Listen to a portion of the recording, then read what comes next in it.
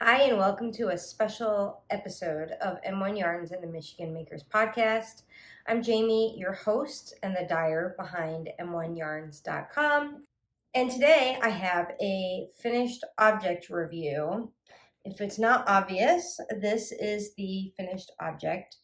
This is the Spark Cardigan by Andrea Mowry. And what can I tell you about it? Let's start with the yarn. The main color here, which the lighting in here is a little bit funny today, so you'll have to forgive me. The main color is my own hand-dyed yarn in the colorway Silver Fox. This is worsted weight. And then the contrast color, which I'll stand up so you can see kind of the whole flow. So this was continuous. It's a bottom up sweater. Sorry, you're getting a lot of boobs today, but just roll with it. I don't have the balls of the contrast color yarn with me because I only had like little bits left of the two skeins that I had purchased, which I purchased last year at Rhinebeck, and this is my Rhinebeck sweater, or one of mine for this year. I don't typically like bottom-up sweaters, but I made an exception for this because I have wanted to knit this pattern for quite some time. I really love knitting color work, and I thought this kind of almost like a chevron motif was really fun. I enjoyed knitting it immensely. I knit the second size, which I knit because I was a 36 bust, but I think the summer ice cream got a little bit the best of me, and so I'm a little bit bigger right now, and thus it's probably a little snugger to where it closed than normal. But I think I will probably wear it open most of the time, especially around the house.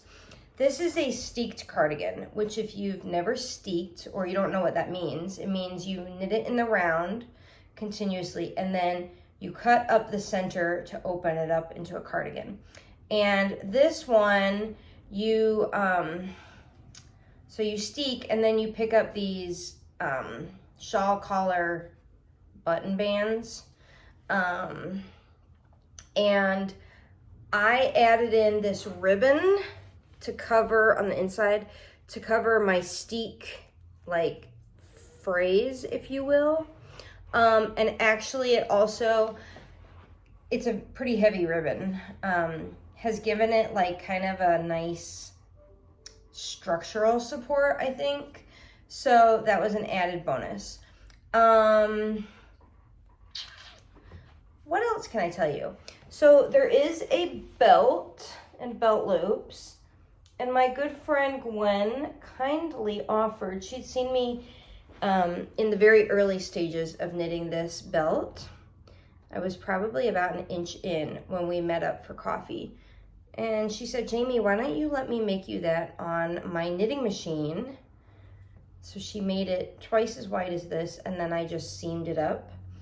And that saved me a lot of time because the belt is about 60 some odd inches long, and so that was great. I am hit or miss when it comes to Andrea Mowry patterns. There are some that I really loved, and there's several I have frogged. This one I did really like. I would probably,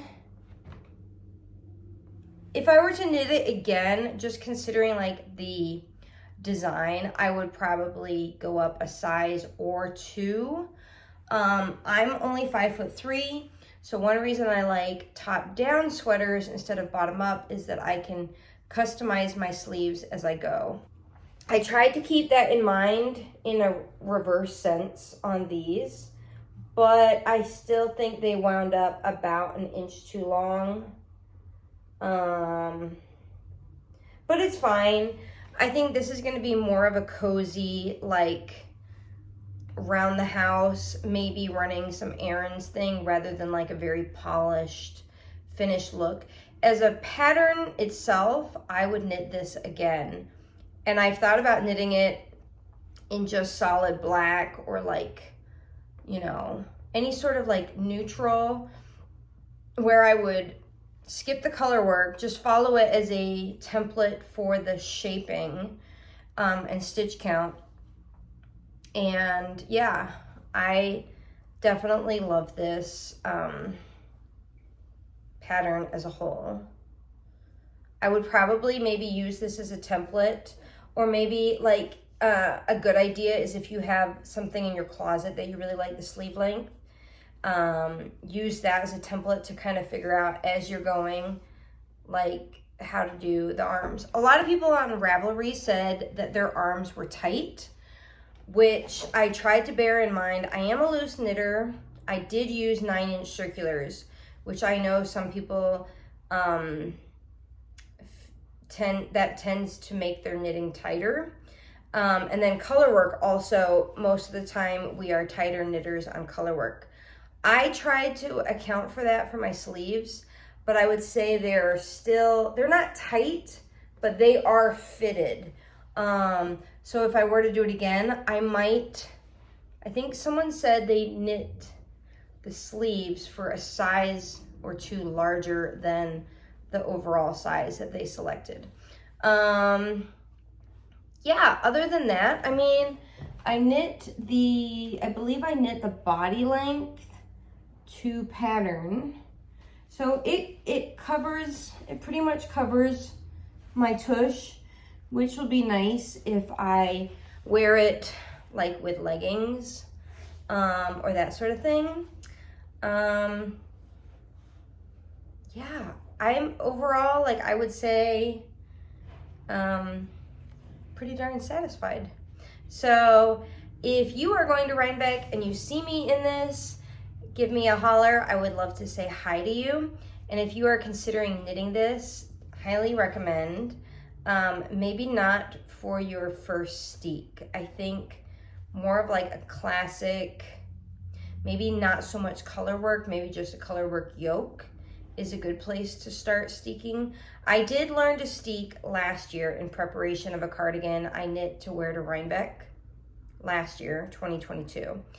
And how I learned to steek was using a pattern that's free on Ravelry called Steek This Coffee Cozy. It's essentially a little swatch. It's knit in the round. It's a coffee cozy. It has color work, and then it completely walks you through all the stages of steeking that little, gizmo, so that you can build confidence in your steeking. And that was great. So this is my Spark cardigan. Thanks for joining me, and I will see you next time. Bye.